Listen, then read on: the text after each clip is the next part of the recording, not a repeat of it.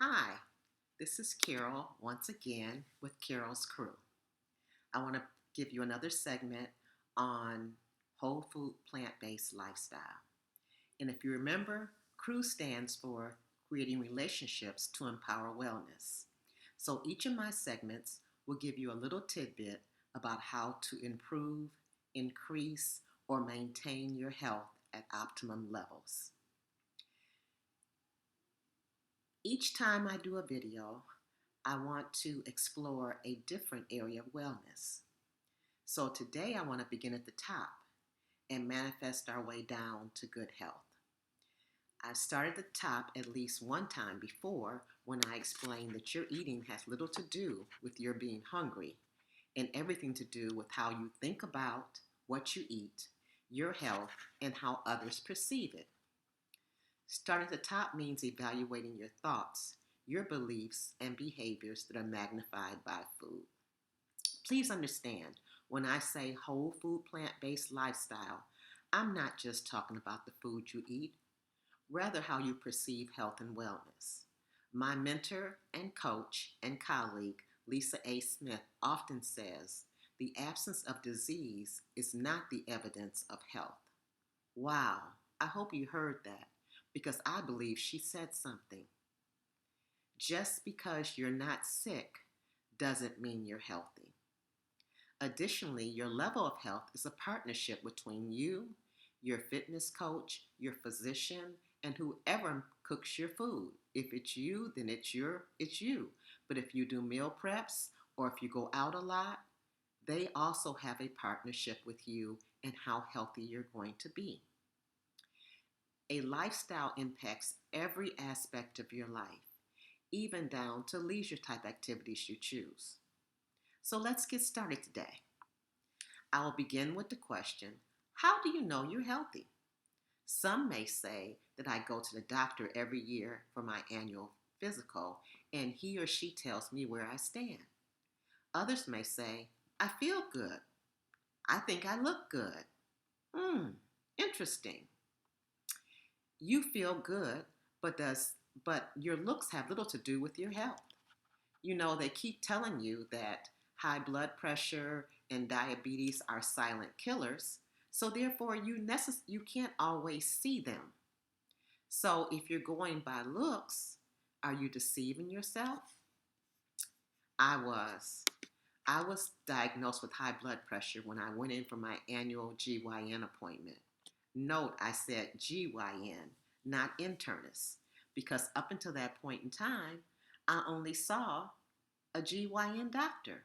I didn't have any other illnesses. No headaches, no dizziness, not feeling bad, not overweight.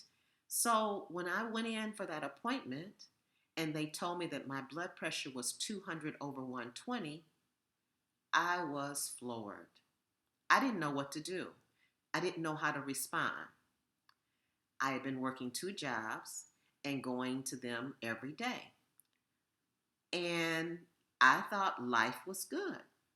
But that weight that was placed on my shoulders when they said I had high blood pressure, and I think they even asked me, had it been high before? And I'm saying to them, you have my records, don't you know?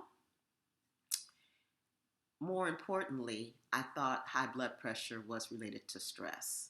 And so what I did was I asked the doctor to give me an excuse not to go to my second job for 2 weeks.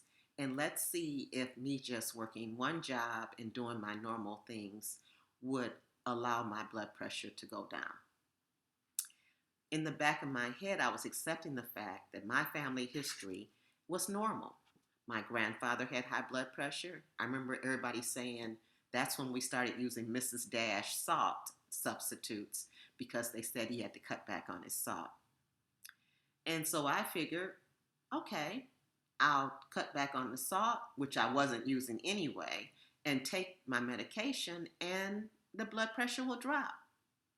Well, it doesn't drop, it just maintains itself. So I was under an erroneous idea that the blood pressure could be cured with just medication and me reducing my salt. So I didn't want high blood pressure, but I did accept it. And I said, I just reached a new club. And that has been a 20-year battle for me in reaching that high blood pressure club, that high blood pressure club. It's a battle because the medication maintains your blood pressure at 120 over 80. But why do you still have to take medication? Why can't you reduce it and get rid of it? And the blood pressure medication I was initially given for my blood pressure was not kidney protected. So I ended up with kidney problems or my kidneys being damaged. And then I had to go see a nephrologist. So now rather than seeing one doctor a year or two doctors a year, I now had to see my nephrologist every 6 months, my OBGYN once a year, and my internist every 3 months. Now, out of pocket costs, that's not a big deal, but my time is. And me sitting in doctor's office for them to tell me something that you're doing good because you're maintaining what you had before, that wasn't what I was really wanting to do. I wanted to know if we can ever go back to the day before you diagnosed me with high blood pressure. And my doctor was quite content with this being a diagnosis for life. But I don't want that diagnosis for life. Thus, I began to look into ways to find out that food can be your medicine. And that's how we get to a whole food, plant-based lifestyle. But do you really know what your doctor is saying when he says you have high blood pressure and he hands you a prescription? And in some cases, they don't even hand you a prescription, they just call it in. Everything is routine. Let's control your blood pressure with medication, and that will prevent stroke or heart attack. But what do they really mean? What information do you gather from your periodic visits to your doctor? Do you understand your blood pressure readings from year to year? Are they getting better? Are they getting higher? What's going on? Do you know your blood type? More importantly, do you know those numbers, what those numbers were last year or at your last visit? Do you know your cholesterol levels? The progression continues. First high blood pressure, then high cholesterol, and then something else before you know it. And in my case, it meant that I had a diagnosis of diabetes. So I went from taking no pills to 6 pills in about a period of 8 to 10 years. Now, you may say that's no big deal, but I would like to live a long time. And that wasn't ensuring a long time. I had once talked to a man who was in his 70s at church, and I asked him very casually about his health. He said that he had high blood pressure and a little touch of sugar. To me, before I became a lifestyle coach, I thought that his answer was sweet. I then asked him one more question. Why do you think you have diabetes? He said he liked a little cookie now and then. He equated his diabetes with sweets. He had not truly found out the real problem, and that is the amount of fat in your blood cells. And not all fat looks the same. I smiled and went on my way. He was such a sweet person. But when I saw him just 3 years ago, which is about 5 or 6 years from when I first asked him about his health, I found out that he suffers from dementia and was living with nieces because he could no longer live alone. That little sugar was the cause of his mental decline. Refined sugars are horrible for our bodies, and research shows that it slows the blood flow to your brain and to your heart. And without proper blood flow, yes, dementia does set in, because without your brain firing on all circuits, you can't think and respond like you should.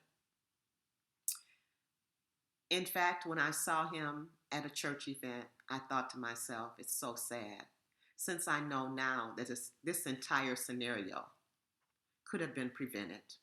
Wow, really? How long will you continue to allow a little touch of sugar or high blood pressure be your epitaph? How long will you continue to wear your lifestyle diseases as rites of passage. And when I say lifestyle diseases, I'm talking about the fact that these are diseases that are silent killers, but you don't see in the mirror. Diabetes is the number one rising disease in the United States, just after heart attack and cancer. I say the United States because other countries, although it is present, it is not prevalent like it is in the numbers we have in the USA. I know that I previously stated that 1/2 mile north of my house and 1/2 mile south of my house, there's a dialysis center. Well, I can tell you for sure the majority of the patients look like me. And the cost that the dialysis centers cost us as taxpayers is you don't even know it. You know, I watched a documentary called Summer of Soul, and it took place in the summer of '69. In fact, the concert was going on during the same time as the first man was landing on the moon. Some of the listeners at the Summer of Soul concert were interviewed as to how they felt about the moon landing. And many of them said the USA should be spending that money to feed the hungry in the US or for other domestic crises. Well, consider all the money necessary to run a dialysis center 16 hours a day. It's astronomical, and that is my tax dollar being used. Dialysis center treatments run about $500 minimally a session for the uninsured, and that must occur 3 times a week. So when you do your math, that's $1,500 a week and $6,000 a month, $72,000 a year. And that's if you don't have any complications. And while that dialysis machine is cleaning your blood of toxins, since your kidneys can't, what you're not aware of is also working your heart. You think you're sitting there letting the blood flow out and be cleaned and you're chilling, but your body's working hard. It's fighting the machine because the machine is pulling the blood out of your body and your heart is trying to keep the blood in your body. Oh, even the cures can be harmful.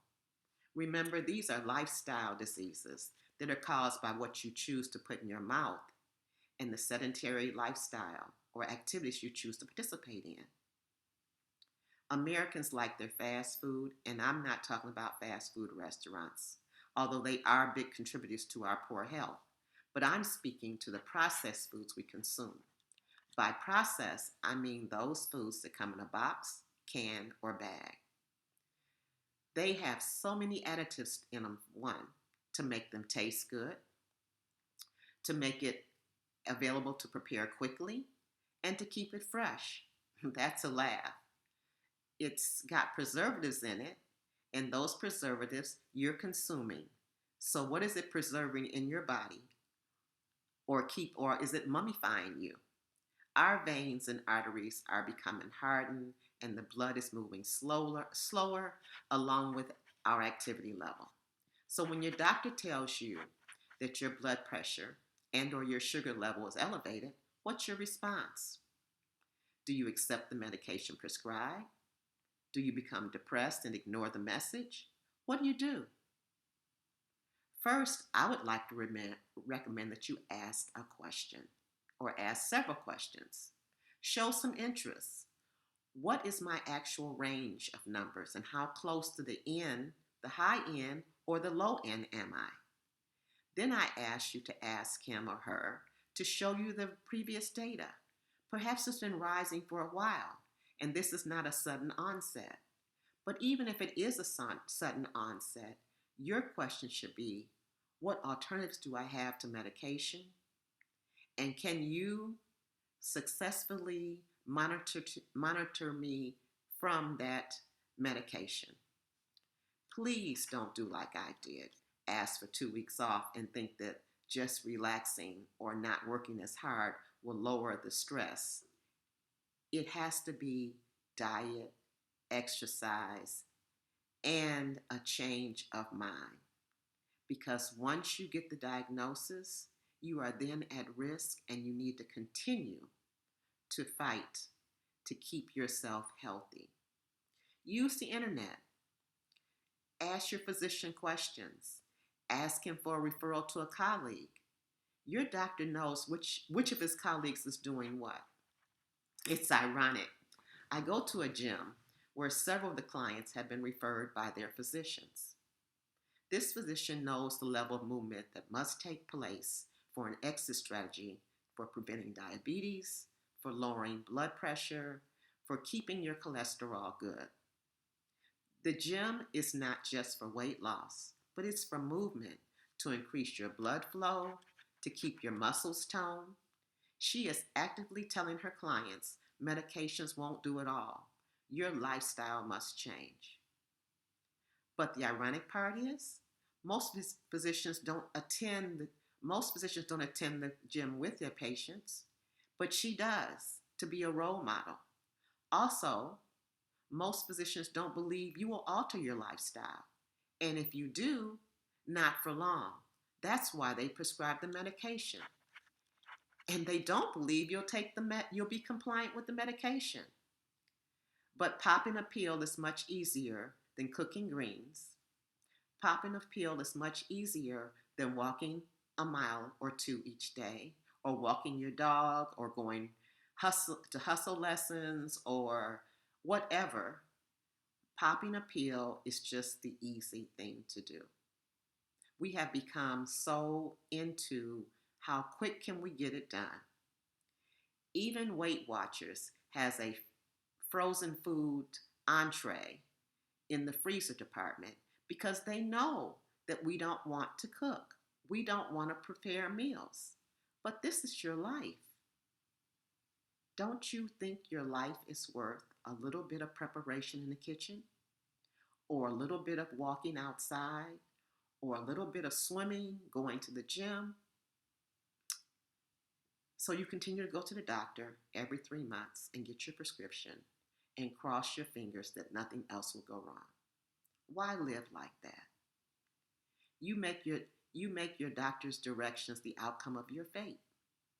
But what is your responsibility to the numbers going up or down? When you get information, good or bad, do you keep your own records? I know that every doctor now has an electronic chart, and you can go in and look at your electronic chart anytime. But I keep a notebook with my lab work in it.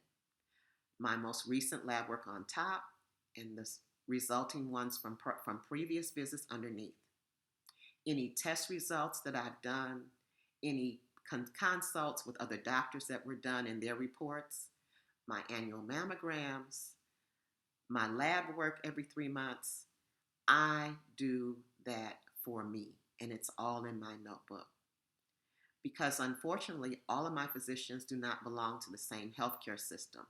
So I need to know before I go into a physician what the other physician has said so I can show them.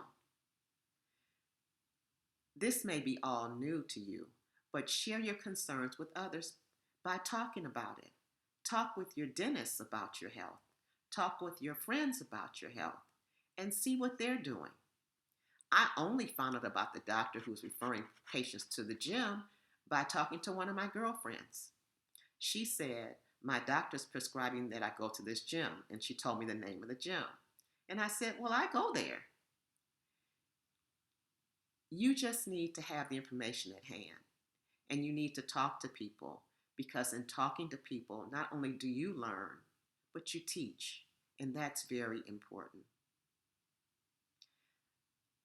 I know when I was diagnosed with high blood pressure, my GYN was probably in his 50s, and he was a male. But his first prescription for my high blood pressure was the same medication that he was on. Well, that told me I had to go out and find an internist in a hurry. But this is how you begin to advocate for yourself. You must seek the help that you want, and don't leave any question not answered. Continue to press on. It may take you a while, but aren't you worth it? I've been talking about your own avocation for yourself thus far, but I want to talk about the communities you advocating for your community as well. We tend to accept substandard care. and I can give you a real good example of what that looks like. I had to go to urgent care, and at urgent care, a prescription was prescribed for me. Now, you know, and I know prescriptions are now electronic. Nobody gives you a piece of paper anymore. So they're sending it over the minute you walk out the door. I get to my neighborhood pharmacy, which is about 15 minutes away from the urgent care, and I walk in and I say, "Do you have a prescription for me, Carol Fleming?" And the pharmacist assistant says, "No, that hasn't come over yet." And I'm thinking to myself, it hasn't come over yet. Well, this is about 4 o'clock in the afternoon. He further goes on to tell me that they close at 6. So since it hasn't come over yet, I probably won't be able to get it that evening. Well, I had to think about that. They close at 6, which is 2 hours from then, and they haven't gotten it yet. And so I probably won't get the medication to take that night. Now, that would be okay if I didn't need the medication. But evidently I needed the medication because I went to an urgent care. So I called back to the urgent care and I asked them, I said, "Can you call the prescription into a pharmacy that's located in a suburb about 15 minutes away?" And they said, "Sure." Do you know that within 10 minutes of me getting in my car and beginning to drive to the pharmacy, they had already texted me to tell me my prescription was ready? Now, I don't mean to complain, but I needed to call that major pharmacy's headquarters and tell them of the experience I had. Because this is not the first time it's happened to other people. I've been in line at the pharmacy more than once, and I've watched the person in front of me be told that their prescription was not ready because they didn't have the prescription in, and that it would take 2 or 3 days for them to order it. Now, suppose I was on my last blood pressure medication pill, or I was on my last pain medication. Is that fair for me to have to wait 3 days for you to bring a script in? No, it's not. And we shouldn't accept that. So when we see our elderly people in line waiting for a medication, we need to complain to that pharmacist about the fact that they need to stay well stocked on what is going to go on. They have no problem calling me to ask me, do I want a 3-month supply? Do I want them to bring in a 3-month supply of my blood pressure medication? So they can order it ahead of time. So why can't they keep what other people are going to need on a regular basis? It's viable for them. If you're taking medication, your body actually begins to expect to have that medication on time. And until your physician titrates you off of the medication, you need to take it regularly and as prescribed. One last example of self-advocacy is to let your doctor know how interested you are in your health. Many physicians see medication as an answer because they don't believe that you're willing to make a lifestyle change. You're not willing to ask questions. You know the commercial that used to come on where where the physician comes into the room and the patient's sitting in the gown and they say, "Got any questions or any problems today?" And the person shrinks and says, "No," when they had a whole litany of questions. I keep a running list on my phone. I keep my notebook with questions because I'm always curious as to when things come up. I may not remember it when I get to the doctor's office. So I want to have a list so that when he comes in to see me, I can cover all the questions on my list. I'm at the age now where a lot of my friends are getting cortisol shots in their knees for relief of pain. But they don't know that even though the pain is being relieved, there's a cap on how many cortisol shots you can get. I asked one of my friends to ask their physician about it, and they said, "Oh, by the time you reach the cap, you'll be in your 80s and you may not want to ambulate the way you do now." Why wouldn't I want to get around independently? Why would I want someone to have to help me or better yet, to have a cane or a walker. Wow. You've got to let your physician know that you are interested in your health. My grandmother died at 97, and she was still wearing her heels and walking to church. So I don't think at my age that I'm going to die tomorrow. So I want to be wearing my heels and looking cute and walking like she did. So don't cut me short. You are not only what you eat, but you are how you think and how you perceive life. And the knowledge you have to live by is all that we have to do. So let's share the knowledge. Let's get some help. Let's be active. Let's have fun and help our friends and colleagues live as long as they want to live. So until the next time, this is Carol from Carol's Crew, where we create relationships that empower wellness. If something I said hit your aha button, let me know. And as always, like and share me. I want the whole world to be healthy and happy. And I'll see you on YouTube soon. Bye.